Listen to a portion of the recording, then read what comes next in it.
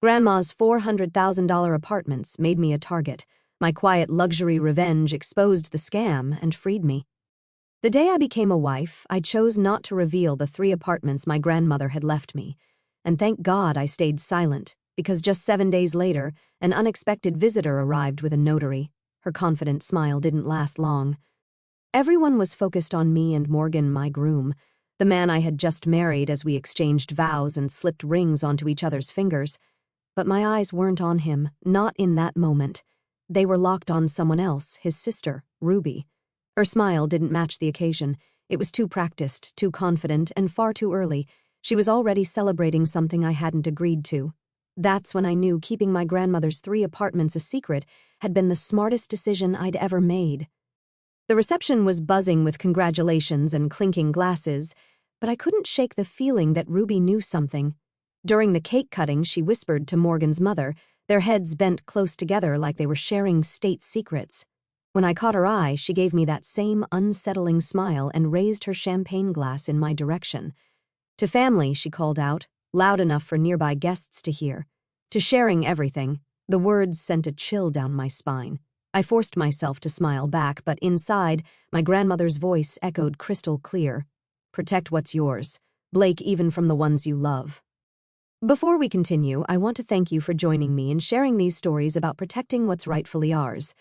If you believe women should guard their financial independence, please consider subscribing. It's free and helps us reach more women who need to hear this. Now, let's see how this unfolds. Grandma Rose had drilled this into me from the time I was 12 years old, sitting in her tiny kitchen while she counted rent money from her tenants. She'd escaped poverty by saving every penny, buying her first apartment with cash she'd hidden in mason jars. Then she bought another, then another 3 apartments, in total modest but solid, in neighborhoods that grew more valuable every year. These aren't just buildings, she'd tell me, spreading the lease agreements across her dining table. They're freedom, security, proof that a woman can stand on her own 2 feet. She'd lived through the Great Depression and watched her own mother lose everything when her father left. Grandma Rose swore she'd never be vulnerable like that again, and she raised me to think the same way. When she passed 6 months ago, I was devastated, but I was also shocked. The lawyer read her will in a sterile office that smelled like old coffee and floor polish. The 3 apartments were mine, all of them worth nearly $400,000 combined. I sat in that leather chair, staring at the documents, remembering her final words to me in the hospital. "Don't tell anyone right away," she'd whispered, her voice barely audible. "Watch first. See who they really are when they think you have nothing to offer." Now, watching Ruby at my own wedding reception, I understood what she meant. Morgan's family had been perfectly pleasant during our engagement, polite dinners, small talk about the weather, and Morgan's job at the insurance company. But I'd noticed things, little comments about how lucky Morgan was to find someone so practical, how I seemed like the type who'd fit right in with their family values. Ruby had been especially curious about my living situation. "Why are you renting when you could probably afford to buy? Didn't you have any family money? What about your grandmother's estate? Surely there must have been something." I deflected every question with vague answers and subject changes. I let them think I was just a teacher getting by on a modest salary, that I was marrying Morgan for security rather than love. But that night, something had shifted. Ruby's questions had stopped, but her attention had intensified. She kept glancing at me during the speeches, her expression calculating. When Morgan's father toasted new beginnings and shared futures, Ruby's eyes fixed on me like she was solving a puzzle. During the dancing, she cornered me near the gift table. "You know, Blake," she said, adjusting her pearl necklace, "I've been thinking about your living situation.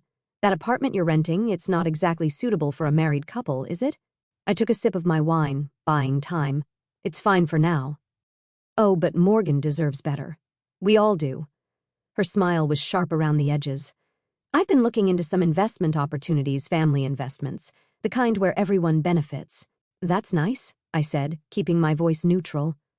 "I think you'd be surprised what opportunities open up when families pool their resources." She paused, watching my reaction, especially when someone unexpectedly comes into money. My heart stopped. How could she know? I'd been so careful. The inheritance had been handled through Grandma Rose's private attorney, not the family lawyer. I deposited the rental income into a separate account Morgan had never seen. "I'm not sure what you mean," I said carefully. Ruby's laugh was like glass breaking. "Oh, Blake, you're sweeter than I thought. But don't worry, family takes care of family. We'll talk soon." She walked away, leaving me standing there with my wine glass trembling in my hand. I watched her rejoin Morgan's parents, saw them glance in my direction, saw their subtle nods of understanding. They knew. Somehow, they knew about the apartments. I found Morgan on the dance floor, spinning with his young niece. When the song ended, I pulled him aside. "Can we talk for a minute?" "Sure, Mrs. Thompson." He grinned at using my new name. "What's wrong? You look pale." I almost told him everything right then, the apartments, the inheritance, Ruby's strange comments. But something held me back. Maybe it was the way his family had circled around us all evening, like sharks sensing blood in the water. Maybe it was the memory of my grandmother's weathered hands gripping mine in that hospital bed. "Nothing's wrong," I said instead. "I just wanted to say I love you." He kissed my forehead. "I love you too, more than you know." As we swayed to the music, I caught Ruby watching us from across the room. She was talking to someone on her phone, her free hand gesturing animatedly. When she saw me looking, she smiled and waved, but her eyes were cold. I made a decision in that moment. Whatever Ruby was planning, whatever she thought she knew, I would wait. I would watch. I would let her make the first move while I prepared my defense. The 3 apartments weren't just my inheritance. They were my insurance policy, and I'd be damned if I'd let anyone take them away from me before I even understood what I was fighting for. The band played our last dance as husband and wife, and I held Morgan close, feeling the weight of my secrets between us. I loved him, but I also loved the security my grandmother had given me, and if Ruby wanted to play games, she'd soon learn that I'd been taught by the best. Some secrets are worth keeping even from the people you love most, especially from the people you love most. 7 days of married bliss shattered with 3 sharp knocks on my front door.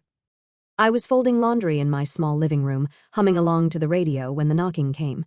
It wasn't the casual rap of a neighbor or the gentle tap of a delivery person. This was authoritative, demanding the kind of knock that says, "I'm here on business." Through the peephole, I saw Ruby standing on my doorstep, but she wasn't alone. A woman in a navy blazer stood beside her, holding a leather briefcase like it contained the crown jewels. Ruby was dressed to kill, sharp black pantsuit, hair pulled back in a perfect bun, lipstick that could cut glass. She looked like she was heading to a corporate takeover, not a casual visit with her new sister-in-law. "Blake." Ruby's voice rang out, sweet as honey but with an edge that made my skin crawl. "I know you're in there. I brought coffee from that little shop you mentioned loving." I opened the door slowly, keeping the chain latch engaged. "Ruby, what are you doing here?" "Oh, don't be silly." She held up a cardboard tray with 2 expensive-looking cups. "I thought we could have a chat sister to sister, and I brought my friend Patricia. She's a notary, just in case we need to make anything official." My stomach dropped. A notary. On a Tuesday morning, unannounced. "I wasn't expecting company," I said, still not unhooking the chain. "The best conversations happen when you're not expecting them." Ruby's smile was dazzling, but her eyes were calculating. "Come on, Blake. Let us in." Patricia drove all the way from downtown. Patricia the notary stepped forward. She was probably in her 50s, with graying hair and the kind of professional demeanor that said she'd witnessed 1,000 signatures on 1,000 documents. "I apologize for the surprise visit. Mrs. Thompson," Ruby explained this was time-sensitive. Time-sensitive. My grandmother's voice whispered in my memory, "When someone rushes you into signing papers, run the other way." But curiosity won over caution. I unhooked the chain and stepped back, watching as Ruby swept into my apartment like she owned it. She set the coffee on my kitchen counter and immediately began scanning my living space with sharp eyes. "Cozy," she said, and somehow made it sound like an insult. "Very minimalist." Patricia remained by the door, professional and uncomfortable. "Perhaps we should discuss what brings us here today." Ruby waved her hand dismissively. "All in good time. First, coffee." She pushed one of the cups toward me. "Double-shot vanilla latte. Your favorite, right?" I'd never mentioned my coffee preference to Ruby. Ever. "How did you—" "Oh," I asked around. Ruby's laugh was light, but her eyes were watching my reaction carefully. "Morgan mentioned it. Or maybe it was your friend Sarah from school. Small world, you know. I didn't know any Sarah from school. And Morgan drank his coffee black. He wouldn't know a vanilla latte from a cappuccino." "Ruby," I said slowly, "what's this really about?" She perched on the edge of my couch, crossing her legs elegantly. Well, since you asked directly, it's about family, about making sure everyone is taken care of now that you're officially one of us. Patricia cleared her throat. Perhaps I should explain the documents? Oh yes, the paperwork. Ruby clapped her hands together like she'd just remembered a delightful surprise. Patricia has prepared some simple forms, nothing complicated. Just a way to streamline our family finances now that you and Morgan are married. Streamline how? Ruby's smile never wavered. Joint financial planning, shared resources, the kind of thing that makes sense when families merge. It's really quite beneficial for everyone involved. Patricia opened her briefcase and withdrew a thick folder. These are standard consolidation forms. They allow for more efficient management of family assets. I took the folder but didn't open it. Assets? Oh, you know. Ruby waved her hand vaguely. Properties, investments, that sort of thing. Nothing you need to worry about. We'll handle all the details. The word properties hit me like a physical blow. They knew. They definitely knew about the apartments. I'm not sure I understand, I said, playing dumb. Morgan and I keep our finances separate for now. Ruby's tone was patient, like she was explaining something obvious to a child. But married couples should think bigger long-term, especially when there are opportunities to maximize everyone's benefits. I opened the folder and scanned the first page. Legal jargon filled the document, but certain phrases jumped out. Transfer of property rights, consolidated ownership, family trust management. This looks like you want me to sign over. Not sign over, Ruby interrupted quickly. Consolidate, pool resources. It's completely different. Patricia shifted uncomfortably. Mrs. Thompson, I should mention that these documents do require careful review. Perhaps you'd like to have your own attorney. Oh, that's not necessary, Ruby cut her off. We're family. We trust each other. But I was remembering someone else now, my college roommate, who'd convinced me to co-sign a credit card just for emergencies. She'd used that same tone, that same smile, when she'd maxed out the card and left me with the debt. You know, I said, closing the folder, this reminds me of someone I used to know. She was always trying to help me with my finances, too. Ruby's smile flickered just for a second. I'm sure I don't know what you mean. She was very convincing, very helpful right up until she cleaned out my bank account. Blake, I'm hardly going to steal from you. Ruby's laugh was sharp now. We're family. Jessica said the same thing, called me her sister, said she was looking out for my best interests. Patricia was looking increasingly uncomfortable. Perhaps we should reschedule this meeting. Give Mrs. Thompson time to review. No, Ruby said firmly. We're here now. The paperwork is ready. There's no reason to delay. I stood up, still holding the folder. Actually, there is. I'd like to know something first. What? I looked directly into Ruby's eyes. Who told you about my inheritance? The question hung in the air like smoke. Ruby's face went through a series of micro-expressions, surprise, calculation, then that practiced smile again. I'm not sure what you mean. The apartments, the rental income, the inheritance from my grandmother. Who told you? Patricia was staring at Ruby now, clearly realizing she'd been brought into something she didn't fully understand. Ruby's eyes flickered just for a moment, her mask slipped, and I saw something cold and calculating underneath. I don't know anything about apartments, she said, but her voice was different now, dancing, and I knew without a doubt that she was lying. Interesting, I said softly, because I never mentioned apartments. The silence stretched between us like a taut wire. Ruby's coffee cup trembled slightly in her hand. Patricia cleared her throat. Perhaps I should go. No, I said, my voice stronger now. I think Patricia should stay. I think she should hear exactly what kind of paperwork she's been asked to notarize.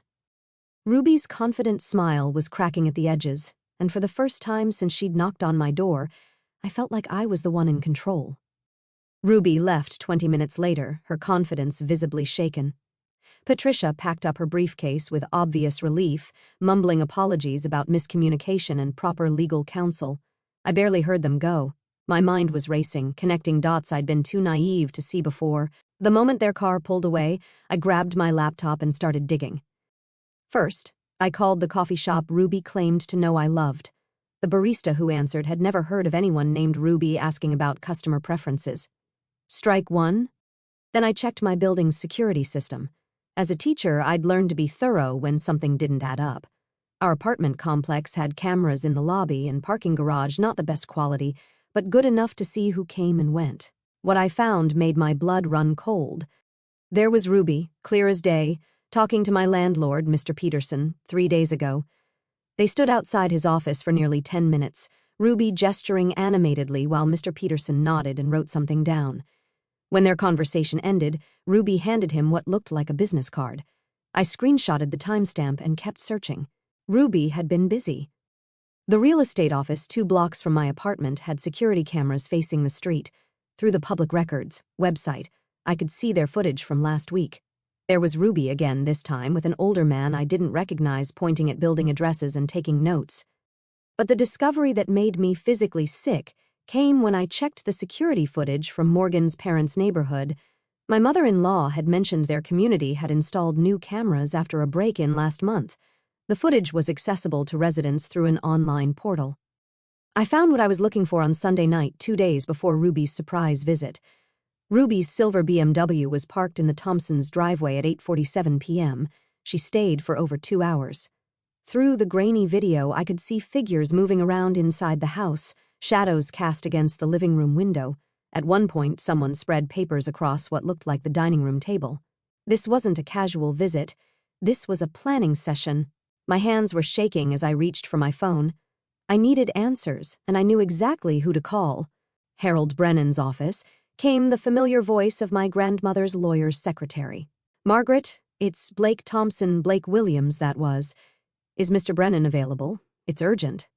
Within minutes, Harold's gravelly voice came through the phone. "Blake, dear, I was wondering when I'd hear from you. How's married life treating you?" "Harold, someone knows about the apartments. They came to my house today with papers to sign." A long pause. "I see. Tell me everything." I spilled the whole story. Ruby's visit, the notary, the security footage. Harold listened without interrupting, occasionally making small humming sounds that meant he was thinking hard. "Blake," he said finally, "your grandmother specifically warned me this might happen. She made me promise to tell you something if anyone came sniffing around." "What?" "She had me run background checks on Morgan's family before you got engaged. Nothing invasive, just public records, financial history, business dealings, that sort of thing." My heart sank. "What did you find?" "Morgan's father has been struggling. His construction business took on too much debt during the pandemic. They're leveraged to the hilt, and the bank is getting nervous 3 months behind on commercial loan payments." I closed my eyes. "How much debt?" "Nearly $200,000. And your 3 apartments? They're worth exactly what he needs to get back in the black." The pieces clicked into place with sickening clarity. Ruby wasn't trying to help me. She was trying to help her father. "More than that, I'm afraid," Harold continued. "I did some digging after your call. There's been talk in certain circles about using residential properties as collateral for commercial loans. It's risky, often illegal if done without proper disclosure, but it's been happening. Could they actually use my apartments without my knowledge? If they could get your signature on the right documents, absolutely. The papers you described sound like they might have been designed to create a family trust with your properties as assets. Once that's established, any family member with signing authority could potentially leverage those assets." I felt like the floor was falling away beneath me. "Harold, I need to know, did you tell anyone about the inheritance? Anyone at all?" "Absolutely not. Your grandmother was very specific about confidentiality. But Blake, there are other ways information gets out. Public records, for instance. Property transfers have to be filed with the county. Someone could have been watching the filings. It's possible. Or someone could have hired a private investigator if they suspected you'd inherited something." The front door opened and Morgan's voice called out, "Blake, you home?" I lowered my voice. "Harold, I have to go, but I need those properties protected whatever it takes." "Consider it done. I'll start paperwork tomorrow morning to put them in an irrevocable trust. No one will be able to touch them without your explicit witnessed consent." "Thank you, Blake. Your grandmother was a smart woman. She saw this coming. Don't let them make you feel guilty for protecting what's yours." Morgan appeared in the doorway as I hung up, his tie loosened and hair disheveled. He looked exhausted, older, somehow, than he had that morning. "Hey," he said, kissing my forehead absently. "Sorry I'm late. Long day at the office." "How was work?" I asked, studying his face carefully. "Fine. Boring insurance stuff." He moved toward the kitchen, avoiding my eyes. "What did you do today?" This was my moment. I could tell him about Ruby's visit, about the papers, about everything I'd discovered. Instead, I heard myself say, "Not much. Ran some errands." He nodded, already distracted, pulling leftovers from the refrigerator. "Good, good. Hey, Ruby called me at work today, said she stopped by to visit with you." My blood turned to ice. "Oh yeah, she mentioned something about family financial planning, said it went well." He glanced at me over the takeout container. "That's nice, right? That she's including you in family discussions." "Including me?" Like I was a new member being inducted into their club. "What exactly did she tell you?" I asked carefully. Morgan shrugged. "Just that she had some ideas about how we could all benefit from pooling resources. Smart thinking, really. Ruby's always been good with money." "Did she mention what kind of resources?" "Properties, investments, that sort of thing. She said you seemed interested." He smiled at me, completely oblivious to the storm raging in my chest. "I'm proud of you for being open to it. I know family finances can be overwhelming. Overwhelming like I was some delicate flower who couldn't handle adult conversations about money." "Morgan," I said slowly, "did you know your father is in financial trouble?" His fork stopped halfway to his mouth. "What? No, that's not. Where did you hear that?" "Does it matter where I heard it? Dad's business is fine. Ruby would have told me if there were problems. Ruby would have told him, not his father." Ruby. I watched my husband, the man I'd promised to love and honor just 1 week ago, and realized with crushing clarity that he wasn't my partner in this. He was part of their team. Maybe he didn't know all the details. Maybe he wasn't actively plotting against me. But when push came to shove, his loyalty lay with his family. And I was the outsider they were trying to use. "You're right," I said softly. "Ruby probably would have told you." He smiled, relieved that I'd dropped the subject.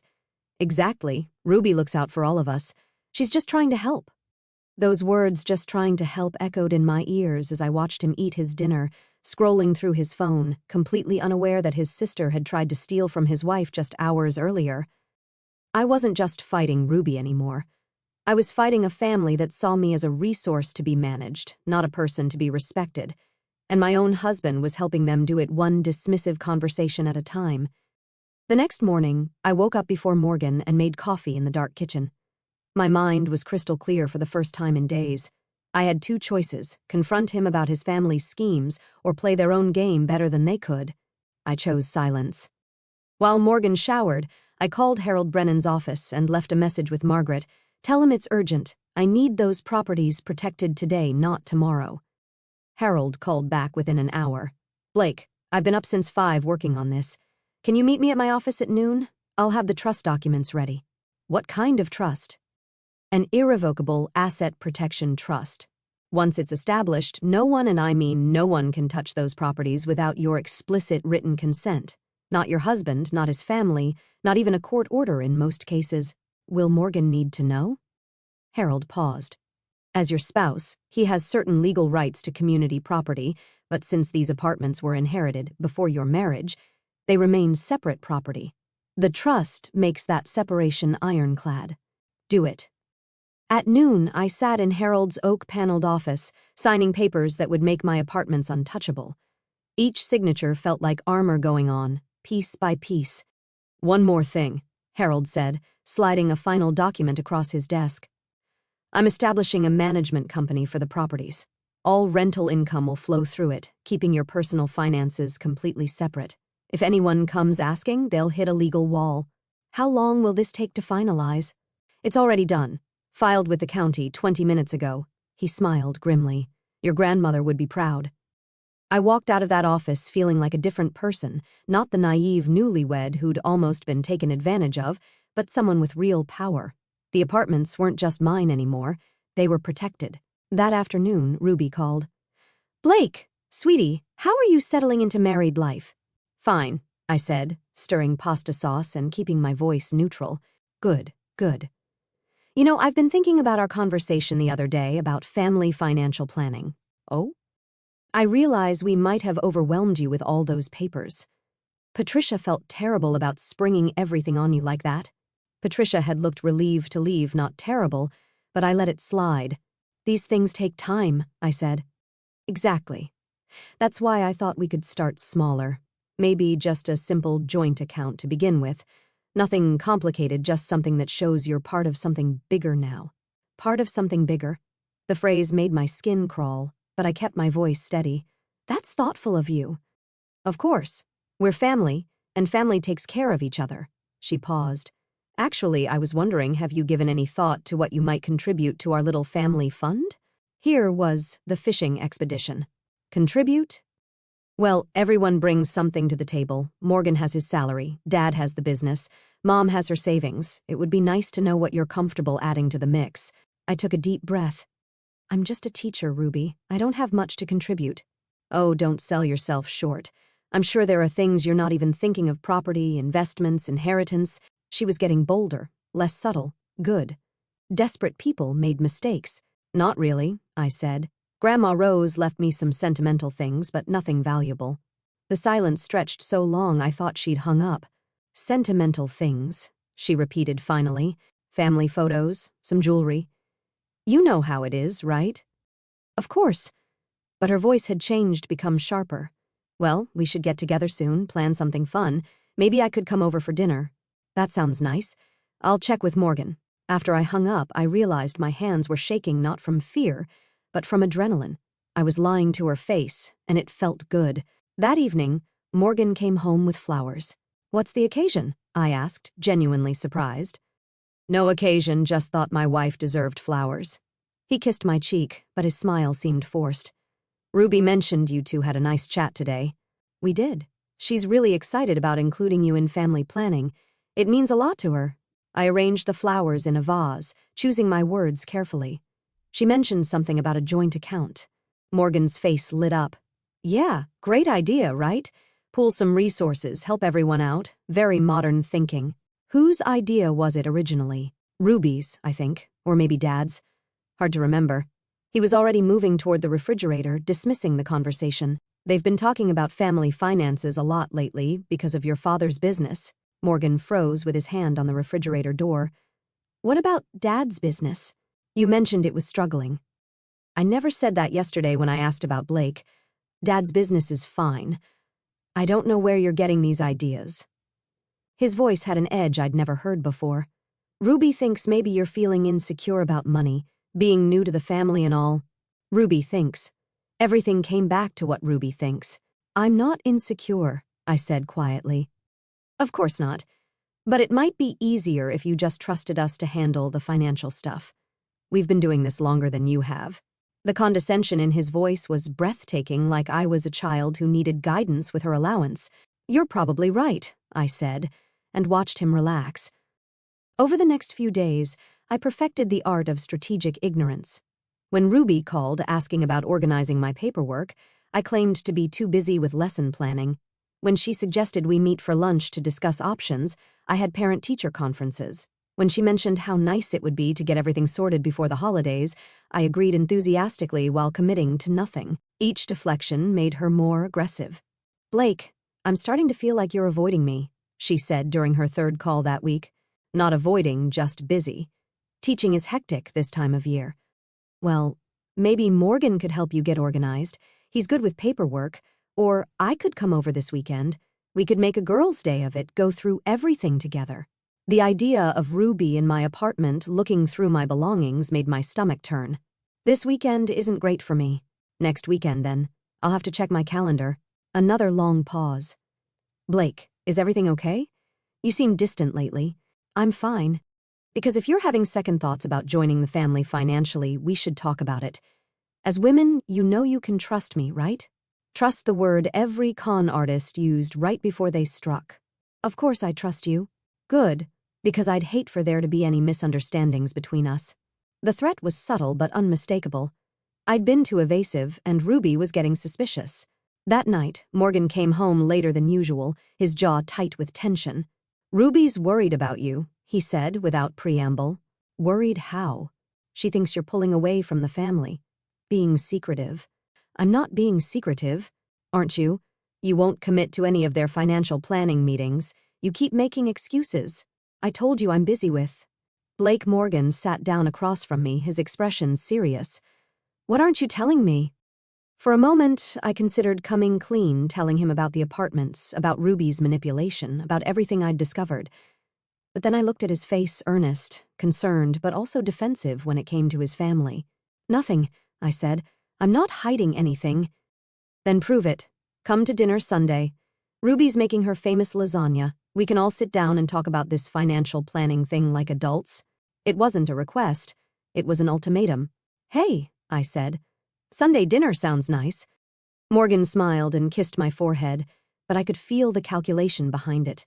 They were closing ranks, and I was being herded toward whatever trap they'd prepared. But they didn't know that I'd spent the week building walls they couldn't breach. My silence hadn't been weakness. It had been strategy. And now, finally, it was time to let them make their move. Sunday dinner would be interesting indeed. Sunday dinner never happened. Instead, Ruby showed up at my door Tuesday morning with Patricia in tow again. But this time, everything was different. Ruby's confidence radiated from every pore as she strutted up my walkway in designer heels, carrying a leather portfolio that screamed expensive legal preparation. "Blake, darling," she called through the door, her voice sickeningly sweet. "I have wonderful news. We've simplified everything for you."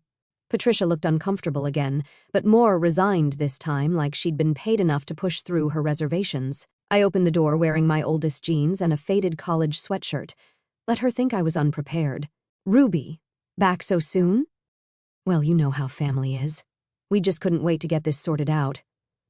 Ruby swept past me into my living room like she owned it. "And this time, we've done all the hard work for you." She spread documents across my coffee table with theatrical flourish. These weren't the vague forms from last week. These were specific, detailed, with my name already filled in at the bottom, waiting only for signatures. "Property transfer agreements," Ruby announced proudly. "All prepared and ready to go. We even included the addresses." My blood turned to ice.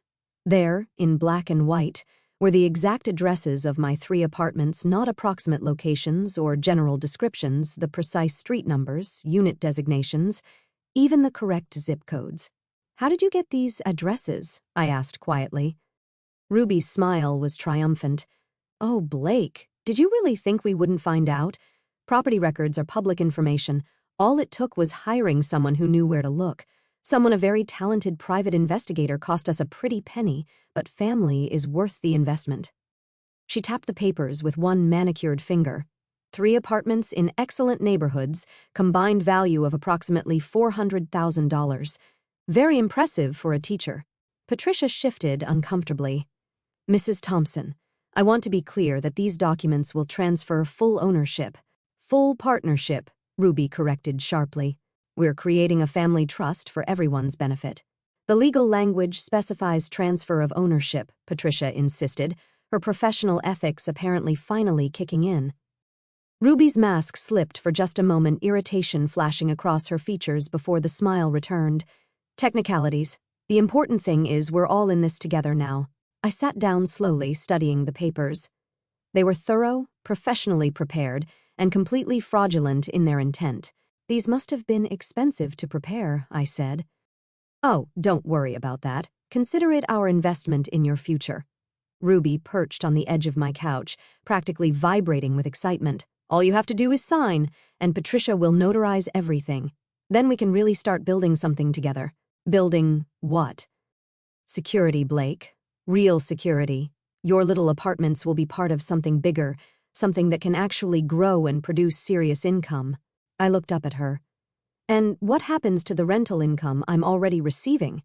Ruby's eyes gleamed. "It gets pooled with the other family resources. Managed properly, you'll get your fair share, of course. Which would be, we're thinking 15%. Very generous for someone who's new to real estate investment. 15% of my own properties." I said it mildly. "That seems low." "Oh, but you have to consider the management fees, maintenance costs, legal expenses. When you factor in everything we'll be handling for you, 15% is quite fair." I nodded thoughtfully, then stood up and walked to my laptop. "You know, Ruby, you've been so thorough with your research. I wonder if you've seen everything." "What do you mean?" I opened my laptop and pulled up the security footage I'd compiled.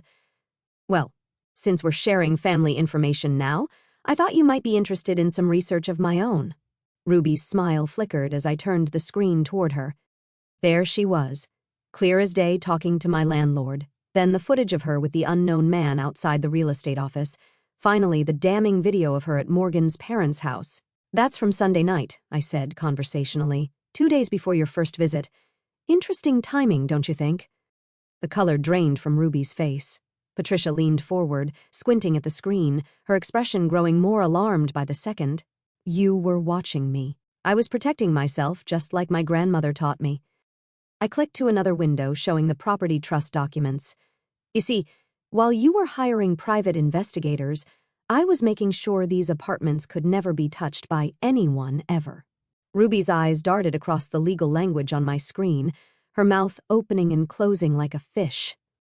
Let me guess, I continued, my voice calm and steady. You thought I'd sign because I'm the quiet one, the teacher who doesn't understand business, the new wife who'd do anything to fit in with her husband's family. Blake, you don't understand the bigger picture. Oh, I understand perfectly. Your father owes $200,000. My apartments are worth exactly what he needs to save his business. You figured you could manipulate me into signing them over, probably convinced yourself it was for everyone's good. Ruby's confidence was cracking like ice in spring. How did you who told you about Dad's business? The same way you found out about my inheritance research. Patricia was standing now, backing toward the door. I think there's been a misunderstanding. I should probably— No, Patricia, you should stay, I said firmly. You should hear what kind of documents you almost notarized. The front door opened and Morgan's voice called out, Blake, I saw Ruby's car outside. He appeared in the doorway, still in his work clothes, and stopped short when he saw the tableau, Ruby pale and shaking, Patricia clutching her briefcase like a shield, me standing calmly beside my laptop. What's going on? He asked. I turned the laptop toward him. Your sister hired a private investigator to research my inheritance.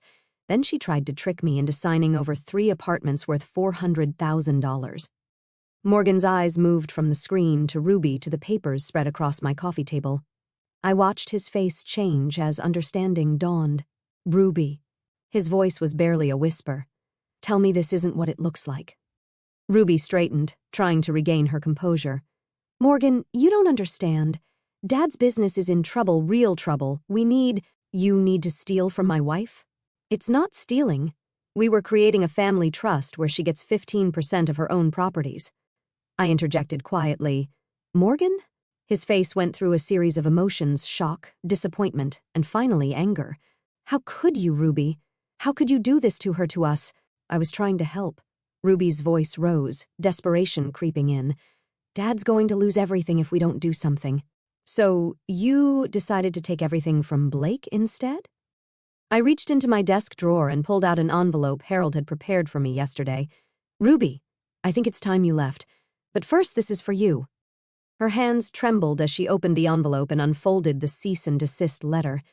As she read, what little color remained in her face disappeared completely. A restraining order, she whispered. If you contact me again about my properties, yes. If you hire any more investigators to research my finances, yes. If you so much as drive by my building, yes. I kept my voice level, professional. My lawyer was very thorough. Patricia was already packing up her notary supplies. I'm sorry, Mrs. Thompson, I had no idea. It's not your fault, Patricia. You were lied to. Ruby stood on shaking legs, the papers sliding from her hands to scatter across my floor. Blake, please. You don't understand what this means for our family. I understand perfectly, I said. It means you'll have to find another way to solve your father's problems, one that doesn't involve stealing from me. Morgan stepped aside as Ruby walked toward the door, her earlier confidence completely shattered. At the threshold, she turned back one last time. You'll regret this, she said. But there was no power behind the words, just the empty threat of someone who'd lost everything. No, I said quietly. I don't think I will. The door closed behind them, and silence filled my apartment. Morgan stood in the middle of my living room, staring at the scattered papers on the floor. I'm so sorry, he said finally. I had no idea how bad things had gotten. I looked at my husband, really looked at him, and saw something I hadn't seen before. Shame. Real, genuine shame for what his family had tried to do. I know you didn't, I said, but now you do. Morgan and I stood in that silence for what felt like hours but was probably only minutes. The scattered papers on my floor looked like the remnants of a battle, which I suppose they were. "I need to call work," he said finally, pulling out his phone. "Tell them I won't be in for the rest of the day." While he made the call, I gathered Ruby's documents and fed them through my paper shredder, watching each page turn into confetti. There was something deeply satisfying about destroying what she'd worked so hard to create. Morgan hung up and sat heavily on my couch. "Blake, I need you to tell me everything from the beginning. No more secrets." So I did. I told him about Grandma Rose's warnings, about my decision to keep the inheritance private, about Ruby's manipulations and my investigation. He listened without interrupting, his face growing paler with each revelation. "God," he said, when I finished. "I helped her, didn't I? Every time I dismissed your concerns, every time I told you to trust her, I was helping her manipulate you. You didn't know. I should have known. I should have listened to you instead of automatically taking my family's side." He ran his hands through his hair. My own wife was trying to protect herself from my family, and I was too blind to see it. The pain in his voice was real, and for the first time since this whole mess started, I felt like I was talking to my partner instead of Ruby's brother. "What happens now?" I asked. "Now I make some changes." Morgan's jaw was set with determination I'd never seen before, starting with my job. 3 days later, he walked into his father's construction office and quit not a 2 weeks' notice, not a gradual transition. He cleaned out his desk, handed over his company keys, and walked out. His father called that night, his voice booming through the phone speaker. "Morgan, son, let's talk about this. Family businesses have disagreements, but we work through them." "Dad," Morgan said, his voice steady, "what Ruby tried to do wasn't a disagreement, it was theft. And the fact that you knew about it makes you just as guilty." "How? Hold on. Did you know about her plan or not?" A long pause. "She mentioned some ideas about consolidating family assets. Did you know she was targeting Blake's inheritance specifically?" Another pause, longer this time. "Ruby said Blake had come into some property. That's all I need to hear." Morgan hung up. His mother tried next, crying through voicemails about family unity and misunderstandings. Morgan deleted them without listening to the end. Ruby herself made one last attempt, showing up at Morgan's new office 2 weeks later. He worked for a different construction company, now one that had no connection to his father's failing business. She cornered him in the parking lot, tears streaming down her face. "Morgan, please. Dad's going to lose everything." Then he should have thought of that before he let you try to steal from my wife. "I wasn't stealing, I was trying to save our family." "By destroying my marriage?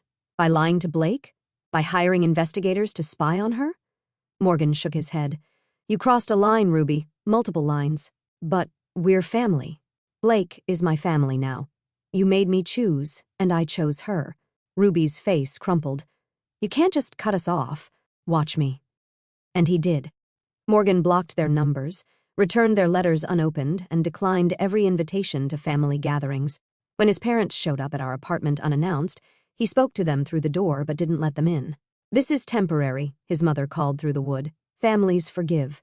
Families work things out." "Some things can't be worked out," Morgan replied. "Some lines can't be uncrossed." The isolation from his family was hard on him. I found him staring out the window sometimes, lost in thought. But when I asked if he regretted his decision, he was always quick to answer. "Never. What they tried to do to you was unforgivable. I just wish I'd seen it sooner." Our marriage changed after that. We started talking about money, really talking. I showed him the trust documents, explained how the rental income worked, walked him through my grandmother's financial philosophy. "She was brilliant," he said, studying the property management reports, "building wealth so quietly that no one even knew she had it. She said the best security is the kind nobody knows about. Smart woman. I can see where you get it." We established our own financial boundaries, separate accounts for our individual incomes, a joint account for household expenses, and complete transparency about everything. No more secrets, no more assumptions. Meanwhile, Ruby's world was falling apart in ways I hadn't expected. Her parents, facing the reality of their son's permanent estrangement, began to see her schemes differently. The private investigator she'd hired had been expensive money they couldn't afford to lose. Her manipulation had cost them not just Morgan, but the last of their savings. I heard through Morgan's former co-workers that Ruby's father's business had indeed failed. Bank foreclosure, asset seizure, the whole nightmare she'd been trying to prevent. Ironically, the money she'd spent trying to steal my apartments might have been enough to save the company if she'd used it properly. Ruby herself disappeared from our lives completely. No more phone calls, no more surprise visits, no more threats. Morgan heard from a mutual friend that she'd moved to another state, ostensibly for a fresh start but more likely running from the wreckage she'd created. Good, Morgan said when he told me. Maybe now she'll learn that actions have consequences. 6 months after the confrontation, I made a decision that would have made my grandmother proud. I used the first year's rental income to establish the Rose Williams Foundation for Women's Financial Education. It started small just workshops at the local community center, teaching young women about budgeting, saving, and building credit. But it grew quickly. Women hungry for financial knowledge but afraid to ask questions found a safe space to learn. Your grandmother would love this, Morgan said, helping me organize registration forms for our first major workshop. She always said money was freedom. I want other women to feel that freedom too. The foundation became my passion project. We taught everything from basic banking to real estate investment, from credit repair to retirement planning. I brought in guest speakers, successful businesswomen, financial advisors, even Harold Brennan, who donated his legal services for women starting their own businesses. 1 year after Ruby's failed scheme, I stood in front of 50 women at our largest workshop yet, looking out at faces eager to learn what my grandmother had taught me. Financial independence isn't about having millions of dollars, I told them. It's about having enough to make your own choices, enough to say no when someone tries to take advantage of you, enough to protect what matters most. In the front row, a young teacher raised her hand. But what if family pressure makes it hard to save? What if people think you're being selfish? I smiled, thinking of my grandmother's weathered hands and wise eyes. Then you smile. You stay quiet about your plans, and you build your security anyway, because the people who call you selfish for protecting yourself are usually the same people who want to take what you've built. After the workshop, Morgan and I drove past my 3 apartment buildings. They looked the same as always, modest, well-maintained, quietly valuable, but they meant something different to me now. They weren't just my inheritance anymore. They were proof that my grandmother's wisdom lived on. They were the foundation of a marriage built on honesty instead of assumptions. They were the seed money for a foundation that would teach other women to protect themselves. Most importantly, they were mine completely, legally, unassailably mine. And I'd learned how to use that ownership not just for security, but for power. The power to help others, the power to set boundaries, the power to choose my own family based on love and respect instead of blood and obligation. The 3 apartments had given me more than financial security. They'd given me a voice I never knew I had. And now, finally, I knew exactly how to use it.